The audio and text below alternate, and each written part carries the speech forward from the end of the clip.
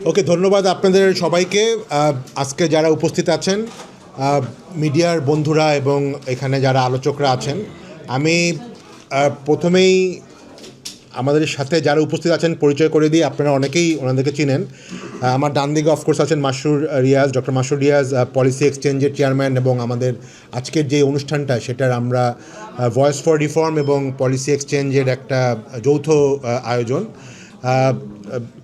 Thanks policy এক্সচেঞ্জের আরও team মেম্বারও আছেন। থ্যাঙ্কস ফর খুব অল্প সময় আমরা এই আয়োজনটা করার জন্য। আমাদের সাথে দুজন উপস্থিত থাকবেন অনলাইনে, অধ্যাপক ডক্টর শাহাব খান, আন্তর্জাতিক সম্পর্ক বিশেষজ্ঞ, এবং আসিফ খান, ক্যাপিটাল মার্কেট এক্সপার্ট। উনি কানাডা থেকে জয়েন করবেন।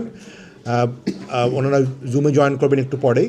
আর আমাদের এখানে যারা আছেন আমাদের সাথে ফিজিক্যালি, আমাদের আলোচক যারা উপস্থিত আছেন, আমার বাম দিকে আছেন শামস মাহমুদ, আপনারা অনেকে চিনেন। উনি বিজিএমের ex director and Bangladesh Thai chamber of কমার্সের প্রেসিডেন্ট, এবং ঢাকা চেম্বারেরও প্রেসিডেন্ট।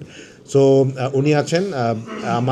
ওনার বামে আছেন মোল্লা আমজাদ হোসেন ভাই, উনি সম্পাদক এনার্জি অ্যান্ড পাওয়ার।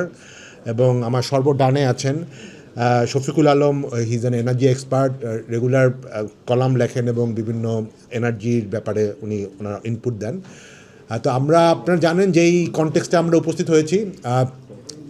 আমাদের মোস্ট প্রবলি 27 বা 28শে ফেব্রুয়ারি, সালাম হাসিফ ভাই আছেন, 27 বা 28শে ফেব্রুয়ারি ইরান অ্যাটাক যখন হলো, পার্টিকুলারলি আমেরিকা এবং ইসরায়েল যে অ্যাটাক করলো, তারপর থেকে আসলে lot of things have changed. আমরা হয়তো অনেকেই ভাবছিলাম যে এরকম একটা কিছু ঘটতে যাচ্ছে, বাট হঠাৎ করেই ঘটেছে। এবং একই সাথে কিন্তু আমাদের বাংলাদেশের গত তার আগের সপ্তাহেই নতুন একটি সরকার গঠিত হয়েছে ত্রয়োদশ সংসদ নির্বাচনের মাধ্যমে। তো অনেক কিছুই আসলে ঘটেছে আমাদের দেশে। তো পলিটিক্যাল চেঞ্জ, ইকোনমিক শক, এবং আরও অনেক কিছু আছে যেগুলো নিয়ে আজকে আমরা ডিসকাস করব। তো আপনারা জানেন যে এখানে যারা উপস্থিত হয়েছেন, এখানে এনার্জি এক্সপার্ট যেরকম আছেন, ইন্ডাস্ট্রি রিপ্রেজেন্ট করেন সেটা আছেন। Of course Masrur Riaz is a macro expert.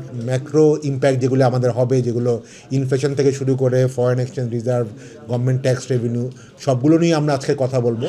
এবং সাধারণ জনগণের পক্ষ থেকে হয়তো আপনারা আছেন, আমি আছি, আমাদের এখানে আরেকজন আমাদের ভয়েস ফর রিফর্ম সহ কো কনভেনার মিস্টার হাসিব হোসেন, উনিও আছেন। তো আমরাও তো এই আলোচনাগুলো করব। তো আমরা প্রথমেই আমার মনে হয় মাসরুর রিয়াজকে আমি একটু রিকোয়েস্ট করব যে ওভারঅল কনটেক্সটটা এবং ইকোনমিক ওভারঅল ম্যাক্রো কনটেক্সটটা যদি আপনি আমাদের সামনে তুলে ধরেন, তারপরে আমরা বিভিন্ন সেক্টর ওয়াইজ যাব। ওকে, আমি শুধু শেষ করবো, একটা আছে কিন্তু আমাদের টপিকস কিন্তু ছিল অর্থনীতি এবং জনজীবন। আমরা জনজীবনটা খুব বেশি কভার করতে পারি নাই, তারপরেও আমার কাছে মনে হয় সেটাও আমার মনে হয় আমাদের সবার জন্যই রিলেভেন্ট। যে মানে আমি সবচেয়ে বেশি আশঙ্কা প্রকাশ করতেছি যে যেটা আসলে অর্থনীতির সাথে সম্পর্কিত, ইনফ্লেশন। অলরেডি আমরা হাই ইনফ্লেশনে আছি। হয়তো সিচুয়েশান এরকম কন্টিনিউ করলে আমাদের অন্যান্য দেশ যেরকম মানে এরকম ক্রাইসিস পরবর্তী সময় ইনফ্লেশন কিন্তু অনেক বেড়ে যায়।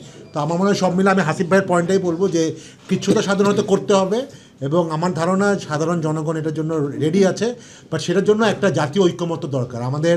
আনফর্চুনেটলি আমাদের কিছু কিছু জায়গায় দেখছি যে আমাদের ইলেকশনের পরে বিভিন্ন ইস্যুতে আসলে জাতীয় ঐক্যমত্য একটু সমস্যার মধ্যে পড়ছে। আমি মনে করি সরকারকে এই সময় মানে একটা লিড করতে হবে, যাতে এই ক্রাইসিস মোমেন্টে আমরা সবাই মিলে একসাথে এটা কাটিয়ে উঠতে পারি। ধন্যবাদ আপনাদের সকলকে। আশা করি আপনাদের সাথে আবারও দেখা হবে।